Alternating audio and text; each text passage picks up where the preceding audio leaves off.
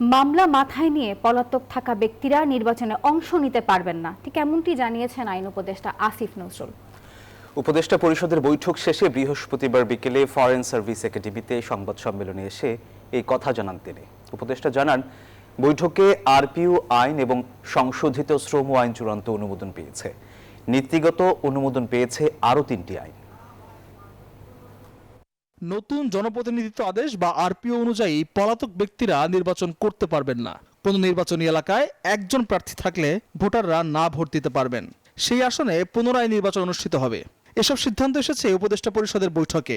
বৃহস্পতিবার প্রধান উপদেষ্টা ডক্টর মোহাম্মদ ইউনূসের সভাপতিত্বে এই বৈঠক অনুষ্ঠিত হয়। বিভিন্ন মামলাতে পলাতক ব্যক্তিরা ইলেকশন করতে পারবে না, সেটা ইনক্লুড করা হয়েছে। পরে ফরেন সার্ভিস একাডেমিতে সংবাদ সম্মেলনে আসেন আইন উপদেষ্টা আসিফ নজরুল। তুলে ধরেন উপদেষ্টা পরিষদের বৈঠকের বিস্তারিত। Representation of peoples order RPO বা গণপ্রতিনিধিত্ব আদেশ না জি 2000 বান্ডেল থাকলে প্রতি সেনমানিতে টাকা বাঁচবে। বিকাশ সেনমানি বান্ডেল কিনে জিতুন প্রতি লেনদেনে। 25 এই দুটো আইন পাস হয়েছে আর 3টা আইন নীতিগতভাবে অনুমোদিত হয়েছে। জেলায় যে ইলেকশন অফিসগুলো আছে সেটা ডিস্ট্রিক্ট ইলেকশন অফিসার ঠিক করবেন, এটা বিধান করা হয়েছে।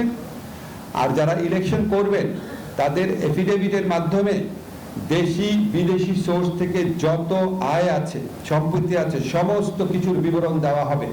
উপদেষ্টা পরিষদের বিরুদ্ধে বিভিন্ন রাজনৈতিক দলের অভিযোগ ইস্যুতেও কথা বলেন আসিফ নজরুল। বলেন, এটা দলগুলো রাজনৈতিক কৌশল হতে পারে। হয়তো রাজনৈতিক কৌশলের অংশ বা হয়তো জেনুইন কনসার্ন আছে। তো আমার কাছে আমরা এগুলি নিয়ে নিজেরা কথা বলে আর ভাবি যে আসলে ওনারা কি বলতে চান। আমাদের উপদেষ্টা পরিষদে যারা আসছেন, প্রধান যে 3টা স্টেক হোল্ডার আছে, বিএনপি, জামাত, এনসিপি মানে তখনকার ছাত্র নেতারা, ওনারা প্রত্যেকের ব্যাপারে ওনাদের সম্মতি ছিল, এটুকু আমি জানি।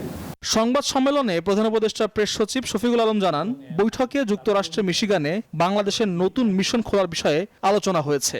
যুক্তরাষ্ট্রের মিশিগানের অঙ্গরাজ্য ডেট্রয়েট শহরে বাংলাদেশের নতুন কনসুলেট জেনারেল অফিস স্থাপনের ডিসিশন হয়েছে। আল মোহাইমিনুল খান, নিউজ 24, ঢাকা।